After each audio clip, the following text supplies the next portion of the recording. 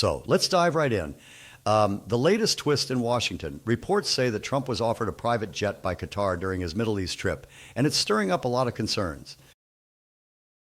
Right. Yeah. It's it's a fascinating twist. I mean, at face value, a jet seems like a nice perk, but once you dig deeper, it really raises questions about the Emoluments Clause. Exactly right. The Emoluments Clause, it's basically a kind of guardrail in the Constitution that forbids anyone holding office from accepting gifts or benefits from foreign powers without congressional consent. Yep, that's a key point. And when we look at Article 1, Section 9, Clause 8, it's clear that the founders designed this protectively.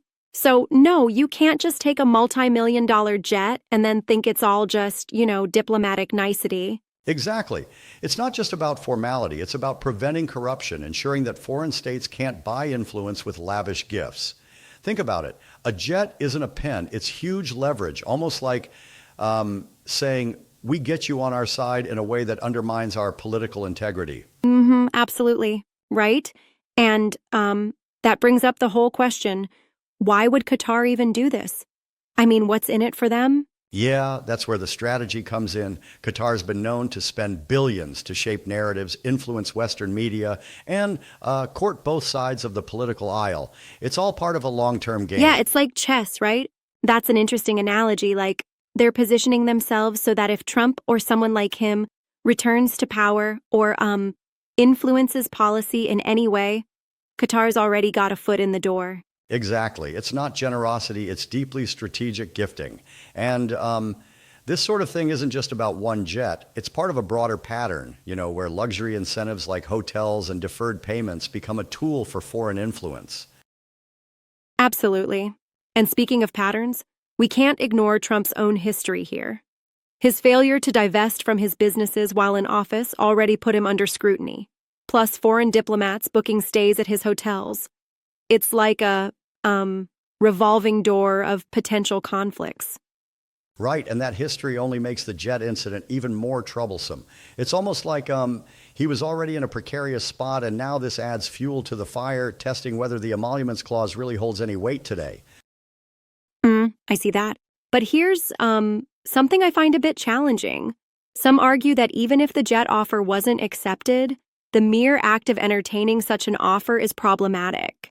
I mean, is that too harsh a criticism? I get where you're coming from, but I think it's spot on. Even entertaining the idea sends a dangerous message that American leaders are available to foreign nudges through luxury gifts. Yeah, definitely. True, it blurs the line between public service and private gain, where any kind of luxury could be seen as currency for influence. Exactly, and think about it. If we allow this kind of behavior to slide, what's the precedent then? It suggests that the Constitution's built-in safeguards can be undermined by simple gestures that seem innocuous on the surface. And then you have the broader implication that the very idea of democratic governance hinges on these principles being respected, right?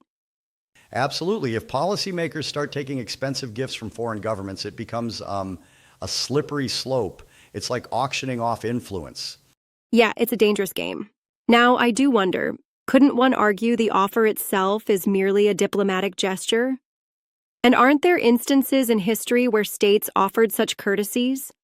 That's a fair point, but when you compare that to the comprehensive intent behind the clause, it's not just about isolated gestures. The founders, having witnessed European empires, were very deliberate in ensuring there wasn't any risk of foreign powers buying a True. Political foothold in our leadership. Right.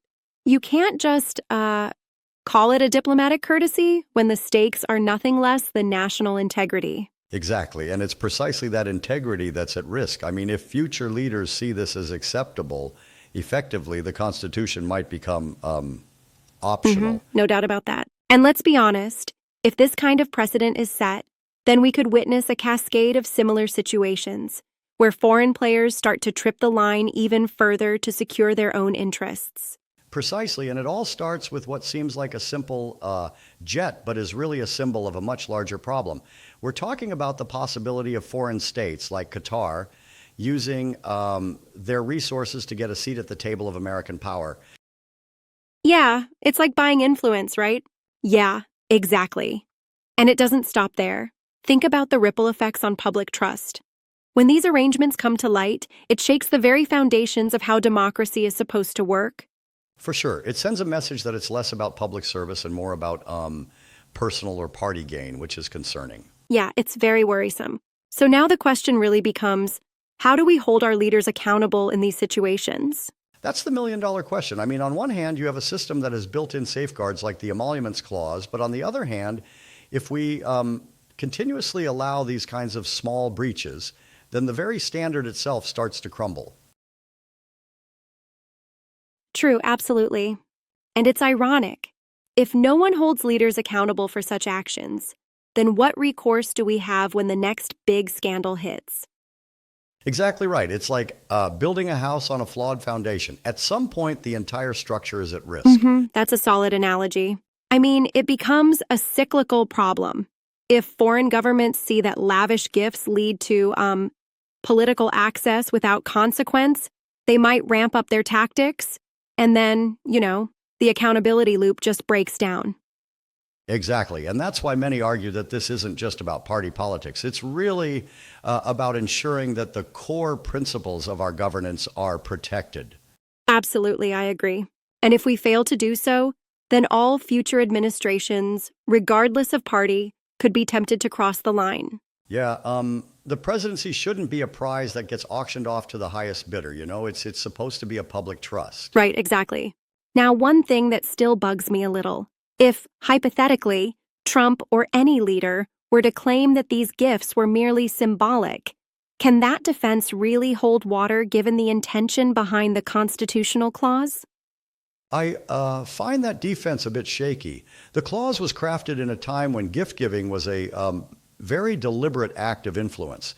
It's not just semantics, it's a whole framework to prevent undue foreign interference. I see your point. So even if you say, oh, it was just a courtesy, it still, undermines the spirit of the law, right? Exactly. And that's why many critics insist that such actions, whether accepted or simply entertained, are a direct attack on the safeguards embedded in our Constitution. Yeah, that's the crux of the issue. And that's what makes this case so important. It forces us to re-examine not only this particular incident, but the broader implications for American democracy and, its long-term integrity. Precisely.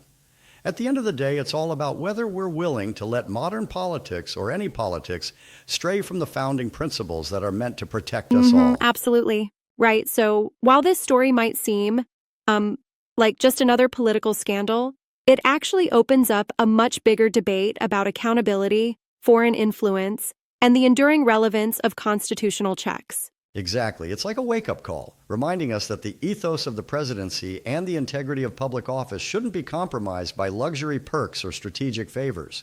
Right on. And as we mull over these points, it really reinforces why keeping our political system transparent and true to its founding ideals is, more important now than ever. Absolutely. If we allow these influences to take hold unchecked, the message becomes clear.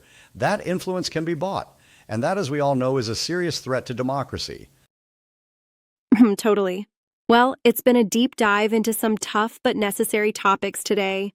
Thanks for unpacking all this. Anytime. It's essential to keep these conversations going because our democracy deserves nothing less than our full scrutiny and honest debate. Absolutely, no doubt.